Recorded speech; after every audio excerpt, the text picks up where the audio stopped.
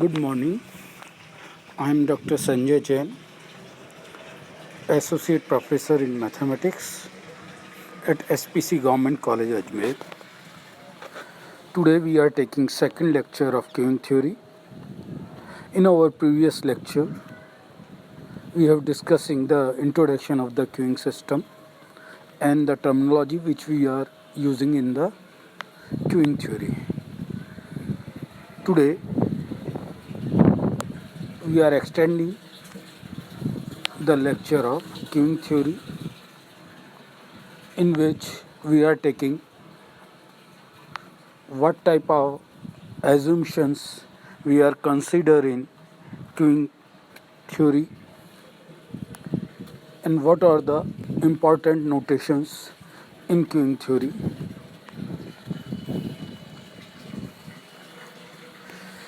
Today, very first we are discussing the state of the system, queuing system. निकाय की कौन कौन सी अवस्थाएं हो सकती है। निकाय की आप लोगों के सिलेबस के अकॉर्डिंग यहाँ पे हम 3 तरह की अवस्थाएं निकाय के लिए पढ़ेंगे।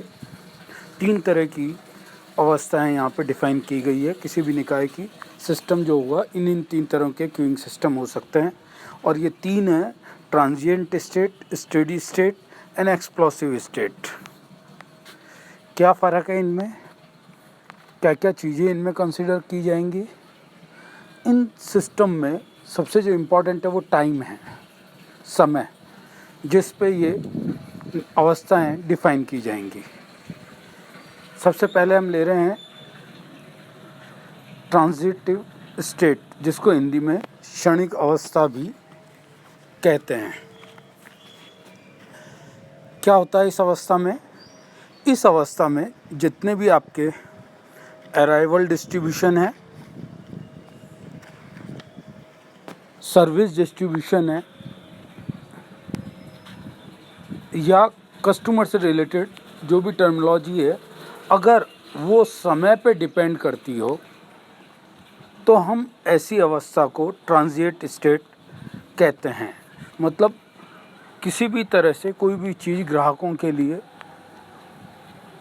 समय पे डिपेंड करती हो या जो सुविधा आपको मिल रही है वो भी समय पे डिपेंड कर रही है, इस समय तक ही मिलेगी।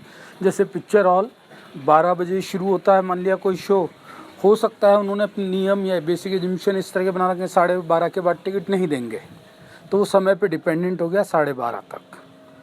तो ऐसी स्थिति को हम ट्रांजिएंट स्टेट कहते हैं, जो समय पे डिपेंड हो। दूसरा होता है स्टेडी स्टेट, स्थायी अवस्था। इसमें क्या होता है, स्टेडी स्टेट ट्रांजिएंट स्टेट से अपोजिट होता है एक तरह से। ट्रांजिएंट स्टेट में सब चीज़ें टाइम पे डिपेंडेंट करती है और इस पर टाइम से डिपेंडेंट नहीं करती है। It is open for all time, steady state कहलाता है ये। निकाय में यूज़ होने वाले अराइवल, वेटिंग टाइम और सर्विस टाइम, कोई भी चीज़ समय पे डिपेंड नहीं करती हो, यानी टी से इंडिपेंडेंट हो, तो उसको हम स्टेडी स्टेट कहते हैं। माना किसी समय टी पर n यूनिट्स की सिस्टम में होने की प्रोबेबिलिटी p(n)t, अगर limit t tending to infinity तक, मतलब t समय कितना भी ले लो आप, जब तक pn ही रहे, यानी कि t उसमें इन्वॉल्व ही नहीं हो, ये मैथमेटिकल रिप्रेजेंटेशन है स्टेडी स्टेट के लिए। यहाँ पे limit t tending to infinity p(n)t, यानी समय कितना भी ले लो और वो एक फिक्स क्वांटिटी pn रहे, जो जिसमें t टर्म आए ही नहीं, यानी कि t से इंडिपेंडेंट हो। ऐसी स्थिति को हम steady state, mathematically steady state से डिनोट कर रहे हैं। यहाँ थोड़ा सा ये जानकारी और हमको लेनी होगी कि आगमन की औसत दर और सेवा की औसत दर, जिस रेट से अराइवल आ रहे हैं और जिस रेट से सर्विस दी जा रही है, दोनों ही कांस्टेंट हो तो निकाय हमेशा समय से स्वतंत्र होगा। प्रारंभिक अवस्था, इनिशियल फेज या जो भी है, क्योंकि दोनों ही कांस्टेंट, आना और सर्विस लेना। तो ये स्थायी अवस्था के रूल्स हैं। यहाँ पे ये भी ध्यान रखना है, आवश्यक शर्त जो अभी हमने मैथमेटिकली देखा, टी टेंडिंग टू इन्फिनिटी है, लेकिन ये पर्याप्त नहीं है क्योंकि निकाय के व्यवहार पर भी निर्भर करता है। अर्थात यदि आगमन की दर सेवा की दर से अधिक हुई तो स्थायी अवस्था प्राप्त नहीं होती है। आगमन की दर मतलब आने वाले बहुत ज़्यादा हैं और सेवा की दर से अधिक हैं तो डेफिनेटली क्यू बनेगा, और वो डिपेंड करेगा कि आगमन की दर किस रेट से बढ़ रही है मतलब कहीं ना कहीं टाइम इन्वॉल्वमेंट है। ओके, यहाँ इस चैप्टर में जनरली हम स्थायी अवस्था को ही मान के अपने मॉडल डेराइव करेंगे, यानी कि हम टी से इंडिपेंडेंट मान के चलेंगे हमारे जो मॉडल यहाँ पर हैं। थर्ड है एक्सप्लोसिव स्टेट। ये बड़ा इंपॉर्टेंट है, बहुत कम जगह ऐसा देखने को मिलेगा कि इतनी एक्सप्लोसिव स्टेट हो जाए कि हमारे कंट्रोल में ना रहे। कोई चीज़ ऐसे मिल रही हो जैसे जिसके लिए भीड़ इतनी उमड़ गई कि आप उसको कंट्रोल ही नहीं कर पा रहे हैं। और ऐसा कब होगा कि लैम्डा जो है आपकी अराइवल रेट वो फार फार फार ग्रेटर देन हो जाए म्यू से, यानी सर्विस दे ही नहीं पा रहा है आदमी, और सर्विस लेने के लिए या कस्टमर इतना ज़्यादा खड़ा हुआ है कि इतनी भीड़ अनकंट्रोलेबल हो गई है। तो ऐसी स्थिति को हम एक्सप्लोसिव स्टेट कहते हैं। ओके, कि वो पंक्ति की लंबाई निरंतर बढ़ती जा रही है और सर्विस उतनी हो नहीं पा रही है। जैसे कहीं सर्वर डाउन हो गया और सर्विस आज ही लेना है या लास्ट डेट है, तो बाहर ऐसी एक्सप्लोसिव स्टेट कभी कभी बन जाती है कि आज लास्ट डेट है, या तो लास्ट डेट फिर इंक्रीज़ करो, या नहीं कर पाते हो तो रात को आपको चलाए रखना पड़ता है। तो ऐसे समय में हमें एक्सप्लोसिव स्टेट भी प्राप्त हो सकता है। तो ये स्टेडी स्टेट, ट्रांजिएंट स्टेट और एक्सप्लोसिव स्टेट, तीन स्टेट क्यूइंग सिस्टम के हम जनरली पढ़ेंगे, जिनमें हमारे यहाँ जो सिलेबस में मॉडल डेवलप करेंगे वो स्टेडी स्टेट के हैं। ओके, स्टेडी स्टेट जो टी पे डिपेंड नहीं कर रहा है, इसलिए टी से इंडिपेंडेंट मानते हुए हम इसके सारे मॉडल डेराइव करेंगे आगे। तो ये बड़ी सिस्टम, क्यूइंग सिस्टम के लिए तीन बड़ी इंपॉर्टेंट चीज़ें थी, ये हमें क्लियर होनी चाहिए। किस किस तरह के मॉडल में हमको बेसिक क्या क्या चीज़ें हो सकती हैं, ट्रांजिएंट स्टेट है, स्टेडी स्टेट है या एक्सप्लोसिव स्टेट है। एक्सप्लोसिव स्टेट बहुत कम देखने को मिलेगी आपको, क्योंकि ऐसी स्थिति हो जाएगी तो हमें सर्वर बढ़ाने पड़ेंगे डेफिनेटली, या नंबर ऑफ कस्टमर्स को हमको और कहीं डाइवर्ट करना पड़ेगा। इसके बाद हम क्यूइंग सिस्टम में काम में आने वाले नोटेशंस के बारे में बात करेंगे।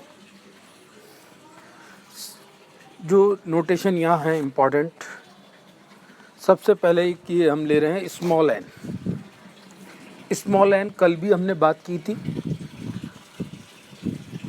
N unit, number of unit, N customer अगर लाइन में खड़े हैं तो हमारे वो एन हो जाएगा यूनिट कस्टमर जो कहेंगे हम। तो पंक्ति में जितने भी संख्या है ग्राहकों की जिसको हम एन से डिनोट करेंगे, स्मॉल एन से। यहाँ चीज़ें आपको ध्यान रखनी, कई नोटेशन ऐसे होंगे जो स्मॉल में भी होंगे, ग्रेटर देन में भी होंगे, कैपिटल में भी होंगे। स्मॉल एन भी हो सकता है, कैपिटल एन भी हो सकते हैं। तो इसलिए हमें स्मॉल एन से हम डिनोट कर रहे हैं number of customer in the line, या पंक्ति निकाय में ग्राहकों की संख्या। स्मॉल टी हम पहले ही बता चुके हैं कल अपने लेक्चर में, टी समय में जो अराइवल हो रहा है वो स्मॉल टी, लेकिन यहाँ हम ले रहे हैं कैपिटल टी। कैपिटल टी क्या है यहाँ पे? Inter arrival time. क्या होता है इंटर अराइवल टाइम? दो सक्सेसिव लगातार ग्राहकों के आगमन के मध्य के समय को हम इंटर अराइवल टाइम कहते हैं। अगर किसी डिस्ट्रीब्यूशन को ये फॉलो करते हुए दो ग्राहकों के बीच में आने का समय हमें पता है तो हम कैपिटल टी से डिनोट करेंगे, और उससे हमें डिस्ट्रीब्यूशन बनाने में और अगले से अगले ग्राहक आने में और इन सब में हमको लाभ मिलेगा। तो यहाँ capital T is inter arrival time. यहाँ पे हम देखेंगे आप इसके बाद पी एन भी ले रहे हैं और पी एन टी भी ले रहे हैं। दोनों का मतलब एक ही है, एन यूनिट का सिस्टम में होने की प्रोबेबिलिटी, लेकिन एक में टी नहीं है, एक में टी है। तो पहले हम ले रहे हैं जहाँ टी नहीं है, और वो किसके लिए है, इसका मतलब वो टी पे डिपेंडेंट है, स्टेडी स्टेट में ले रहे हैं हम। स्टेडी स्टेट टी पे डिपेंड करता है। P N is steady state of probability है स्टेडी स्टेट सिस्टम की, किस सिस्टम में n इकाइयों होने की, n इकाइयों के निकाय की स्थायी अवस्था प्रायिकता, जिसको हम पी एन से डिनोट कर रहे हैं। P N T transient state के लिए बात कर रहे हैं, जिसमें टी आ रहा है, और हमें पता है ये टी से इंडिपेंडेंट रहता है, तो हम यहाँ पे वही limit T tending to infinity पे करेंगे, तो टी हमारा रिमूव हो जाना चाहिए, नहीं आना चाहिए। तो किसी समय टी में ठीक n इकाइयों के निकाय की क्षणिक अवस्था की प्रायिकता कहलाती है, जो टी से हम डिनोट करेंगे। और जो मॉडल हम ड्राइव करेंगे वहाँ सब जगह पी एन टी आएगा, और जब हम टी टेंडिंग टू इन्फिनिटी करेंगे तो वहाँ से वो टी से या तो डेरिवेटिव बन के हट जाएंगे, या टी से टर्म किसी न किसी फॉर्मूले या किसी एजम्पशन के हिसाब से टी हमारा वहाँ से एलिमिनेट होगा। चलिए, इसके बाद है हमारे पास ई एन। आगे भी हम ई की टर्मिनोलॉजी में कई नोटेशन पढ़ेंगे, वहाँ वो सारे एक्सपेक्टेड नोटेशन में आएंगे। यहाँ पे ई एन क्या है, एन इकाइयों के निकाय की अवस्था, निकाय की सिस्टम की अवस्था के लिए ये ई एन लिया है, जिसमें एन इकाई हो तो उस निकाय की अवस्था क्या होगी। ये डिपेंड करेगा कि अराइवल कितना है, डिपार्चर कितना है, उन सब की पोजीशन पे निकाय की अवस्था कितनी होगी। E N is the state in which there are N unit in the system. इसके बाद हम दो तरह की टर्मिनोलॉजी यहाँ और पढ़ रहे हैं, लैम्डा एन और खाली लैम्डा बिना इंडेसिस के, म्यू एन और म्यू बिना इंडेसिस के। तो यहाँ एक बार आप ये याद रखें,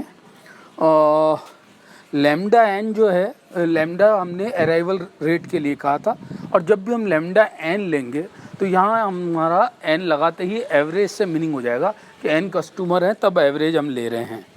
ओके, इसलिए जब भी हम लैम्डा एन लिखेंगे ये मीन अराइवल रेट होगी कस्टमर की। जब सिस्टम में एन यूनिट हो तो उसके मीन अराइवल रेट, यानी कि आपको एवरेज मीन निकाल के बताना है, जिसको हम लैम्डा एन से डिनोट कर रहे हैं। और म्यू एन का मतलब भी मीन सर्विस रेट है when there are N unit in the system. तो जब भी लैम्डा और म्यू के साथ अगर एन लगा है तो मीन अराइवल और मीन सर्विस रेट होगी, ये हमें ध्यान रखना। और बिना इंडेसिस के हैं अगर, जैसे लैम्डा, ये कहलाएगा mean arrival rate of customer, system नहीं कस्टमर, केवल ग्राहकों के मध्य आगमन दर, वो किसी भी समय ली जा सकती है, इसलिए एन रहित, एन इन्वॉल्व नहीं हो रहा है। ओके, यहाँ लैम्डा एन गलती से लिखा हुआ है, इस जगह म्यू आएगा, mean arrival rate of the customer. Mu आएगा जो मीन सर्विस रेट होगा कस्टमर का। Mu is mean service rate of customer. ये भी एन से इंडिपेंडेंट होगा, कितने समय में कितने ग्राहकों को आपने सेवा दी है, यहाँ पे म्यू आएगा। इसके बाद है S. S is called for service channel, small S, noted it. Number of parallel service channel, कल हमने बात की थी, जैसे रेलवे स्टेशन पे आप जब जाते हैं रिजर्वेशन कराने तो वहाँ पे आप देखते हैं 5, 6, 7 पैरेलल चैनल लगे हुए हैं। आप वहाँ जाके अपनी सेम जो रिजर्वेशन वाली है, रिजर्वेशन कैंसिल वाली है, ये सारी सर्विसेज जो रिजर्वेशन से रिलेटेड है, किसी भी चैनल में किसी भी सर्वर पर खड़े होकर आप अपना काम करा लेते हैं। तो वहाँ पे अगर ये मान लिया 5 चैनल लगा रखे हैं तो एस बराबर 5 हो जाएगा, 6 लगा रखे हैं तो एस बराबर 6 हो जाएगा, और अगर सिंगल है तो एस बराबर 1 हो जाएगा। तो ये सेवा केंद्रों की संख्या बताता है एस। इसके बाद हैं ये जो मैं बात कर रहा था अभी, एक्सपेक्टेड से रिलेटेड हमारे नोटेशन, इनमें सब में आगे आपका कैपिटल ई आएगा, और अंदर आप क्या चीज़ इसमें जो लेंगे उस पर डिपेंडेंट करेगा। यहाँ जैसे सबसे पहले है ELS, ई का मतलब एक्सपेक्टेड, प्रत्याशित। और मैंने आपको कल भी बताया था प्रत्याशित से मतलब क्या है कि जो हमने प्रत्याशा पढ़ी है, एक्सपेक्टेशन पढ़ा है कि अगर किसी एक्स इवेंट के होने की प्रोबेबिलिटी PI है तो प्रत्याशा क्या होती है, XI PI। अगर ये डिस्क्रिएट है तो समेशन में, और कंटिन्यूस है तो इंटीग्रेशन में हम निकालते हैं। तो यहाँ एक्सपेक्टेड लाइन लेंथ, निकाय में प्रत्याशित ग्राहकों की संख्या को हम ELS से बताते हैं। जो बड़े बड़े मशीनरी सिस्टम में उन्हें हर समय पोजीशन मालूम करनी होती है तो वो एक्सपेक्टेड लाइन लेंथ पूछ लेते हैं कितनी लगी हुई है, उससे वो आइडिया लगा लेते हैं कितनी देर लगेगी, कितनी देर सिस्टम और चलाना है। वहाँ पे ये हमारे एक्सपेक्टेड सिस्टम्स काम में आते हैं, पैरामीटर्स काम में आते हैं। ELQ पहला था लाइन लेंथ। लाइन लेंथ और क्यू लेंथ मैं आपको कल ही बता चुका हूँ। लाइन लेंथ में पहले से आखिरी तक, क्यू लेंथ में भी पहले से आखिरी तक है, पर जो सर्विस ले रहा है या मिल रही है उसको छोड़ के। सो ELS line length expected, ELQ expected, Q से मतलब क्यूइंग। तो एक्सपेक्टेड क्यू लेंथ, पंक्ति में प्रत्याशित ग्राहकों की संख्या जो सर्विस लेने के लिए खड़े हैं। EWS, W for waiting. यहाँ देखिए सब चीज़ें कैपिटल आ रही हैं, इसका आप ध्यान रखिएगा। EWS एक्सपेक्टेड वेटिंग टाइम पर customer in the survey Q, निकाय में प्रत्याशित प्रतीक्षा काल प्रति ग्राहक जो लगता है EWS। ये लाइन लेंथ से रिलेटेड है, वही जो हमने ऊपर पढ़ा पूरा लाइन के लिए। और जो ही हम इसको EWQ कहेंगे ये क्यू के लिए हो जाएगा। पंक्ति में प्रत्याशित प्रतीक्षा काल प्रति ग्राहक, सिस्टम की जगह पंक्ति हो गया, यानी कि जो सर्विस ले चुके हैं उनके लिए नहीं है। इसके बाद कंडीशनल और आ रहे हैं।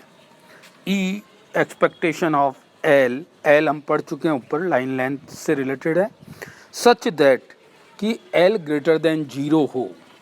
कभी भी लाइन लेंथ में कोई ना कोई बंदा खड़ा हो, कोई ना कोई कस्टमर हो, तो इसको हम बोलते हैं EL such that L greater than 0, यानी कि नॉन एम्प्टी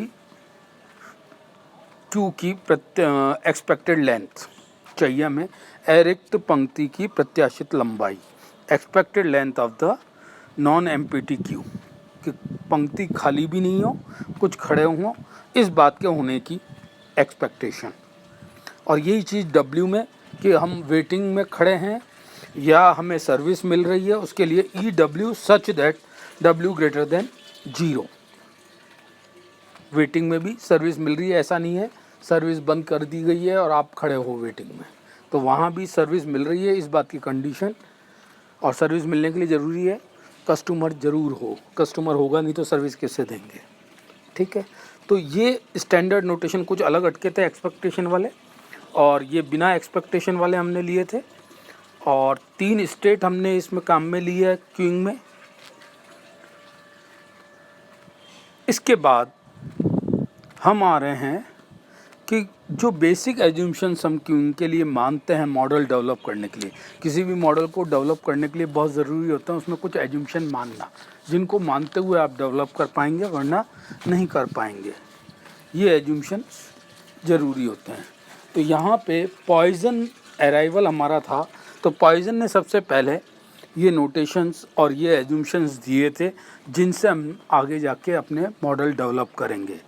3 तरह के ये एज्यूम्शंस हैं। पहला एज्यूम्शंस, चूँकि हमें ये पता है कि कोई भी क्यूइंग सिस्टम के लिए अराइवल, सर्विसिंग और वेटिंग डिस्ट्रीब्यूशन अगर हमें सही सही पता है तो हम सारी स्थितियाँ सही सही आगे की निकाल सकते हैं। तो तीनों चीज़ें बहुत इम्पॉर्टेंट हैं डिस्ट्रीब्यूशन, और उन डिस्ट्रीब्यूशंस के लिए हमें क्या क्या चीज़ें और माननी हैं वो हम यहाँ यूज़ में ले रहे हैं। पहला है निकाय में किसी समय भी टी पर, किसी समय भी आपको जब ज़रूरत हो उस समय आगमन इकाइयों की संख्या, यानी अराइवल कितने यूनिट आ चुके हैं, मान लिया वो n है, किसी समय t पर n है, तो t में थोड़ा सा वृद्धि करें हम। यहाँ अल्प वृद्धि से मतलब है कि t के कंपैरिजन में वो वृद्धि। अब वो t आपका कितना बड़ा है वो आपको देखना है, किस सिस्टम में काम में आ रहा है उसके अकॉर्डिंग देखना है। अल्प वृद्धि से मतलब फॉर एग्जांपल मैं यहाँ छोटा सा ले रहा हूँ, अगर मान लिया हमने वही सिनेमा हॉल का मैं एग्जांपल लेता हूँ, 12 बजे का कोई शो शुरू होना है, 11 या 11:15 से टिकट मिलना शुरू हो रहे हैं, 12:15 बजे टिकट बंद करने की लाइन है और 5 मिनट हमने और बढ़ा दिया क्योंकि सीटें अंदर खाली है या कस्टमर खड़े हैं। तो ये जो 5 मिनट हमने 11:15 से 12:15 तक 1 घंटे के कंपैरिजन में 5 मिनट बढ़ाएंगे तो ये अल्प कहलाएगा। तो अल्प वृद्धि समय डेल टी, जिसको हम डेल टी से डिनोट कर रहे हैं, टी हमारा बड़ा टाइम है और डेल टी उसके कंपैरिजन में बहुत छोटा टाइम है, में सो टी से टी प्लस डेल टी। अब यहाँ देखिएगा टी से टी प्लस डेल टी, ठीक है, टी को भी इंक्लूड किया हमने। तो इस इंटरवल में टी से T plus del T, T मान लिया हम 1 घंटा दे रहे हैं 11:15 से 12:15 और डेल टी दे रहे हैं हम 5 मिनट। तो 1.25 घंटे से 1 घंटे 20 मिनट तक में वाले टाइम में 12:15 से 12:20 में 1 इकाई के आगमन की प्रायिकता क्या होगी।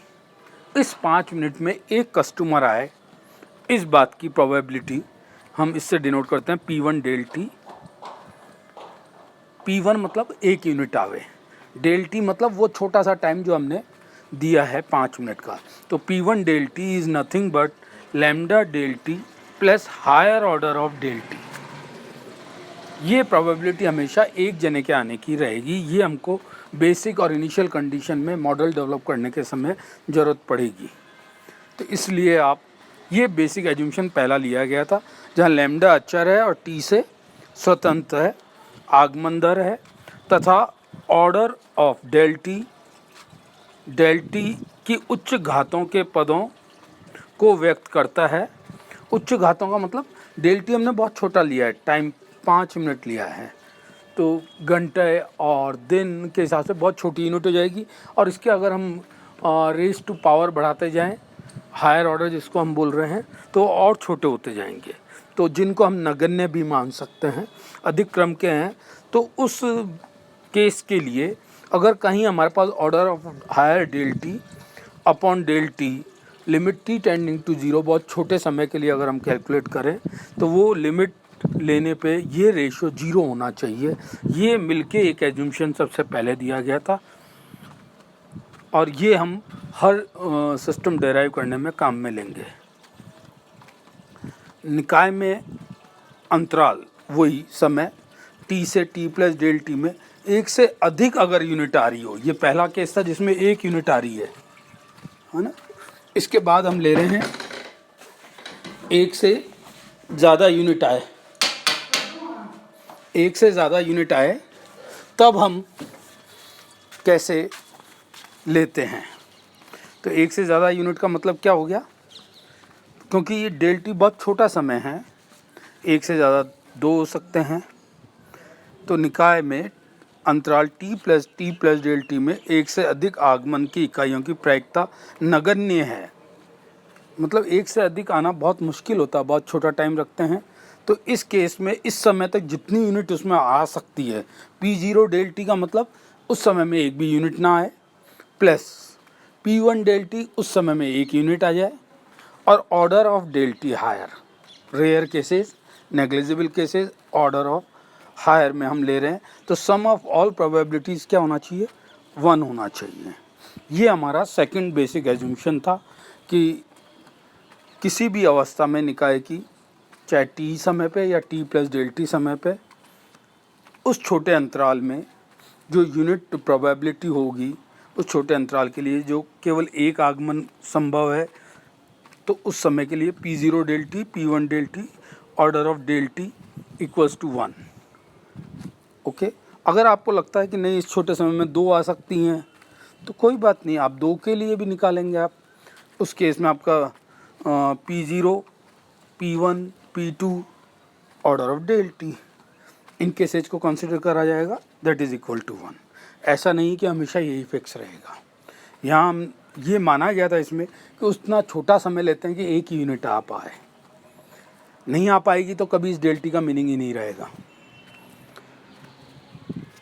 इसके बाद है non overlapping intervals.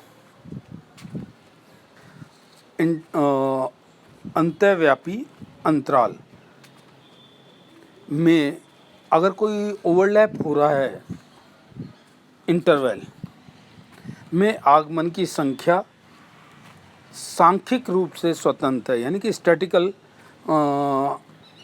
Statically independent है। हालांकि हम डिस्ट्रीब्यूशन ले रहे हैं कोई ना कोई अराइवल के लिए, सर्विस के लिए, पर यहाँ इंटर अराइवल ओवरलैपिंग वाले इंटरवल में, क्योंकि ओवरलैप हो रहे हैं, मतलब 2-3 तरह के इंटरवल हैं, तो किसी इंटरवल में फॉलो होगा, किसी में नहीं भी हो सकता है, तो वहाँ उससे स्वतंत्र है। अर्थात जो प्रोसेस है, सिस्टम है, उसमें स्वतंत्र वृद्धियाँ हैं, इंक्रीमेंट हैं अलग अलग इंटरवल में आने के लोगों की, अगर पॉसिबल है ओवरलैपिंग इंटरवल तो ये 3 बेसिक एज्यूम्शंस हैं जो क्यूइंग सिस्टम में काम में आते हैं, और इनको मान के हम हमारे सारे आगे के मॉडल डेवलप करेंगे। और इसके लिए एक और थ्योरम हम यूज़ करते हैं जिसको हम इंटर अराइवल डिस्ट्रीब्यूशन थ्योरम कहते हैं। पहले वो करेंगे, फिर हमारे मॉडल डेवलप होंगे। तो आज के लिए इतना ही। इन सारी बेसिक एज्यूम्शंस, नोटेशंस और स्टेट ऑफ क्यूइंग सिस्टम को आज आप रिवाइज कर लीजिए, ताकि इसके बाद जो हम पढ़ेंगे वो हमें इजीली अंडरस्टैंडेबल हो। Thank you.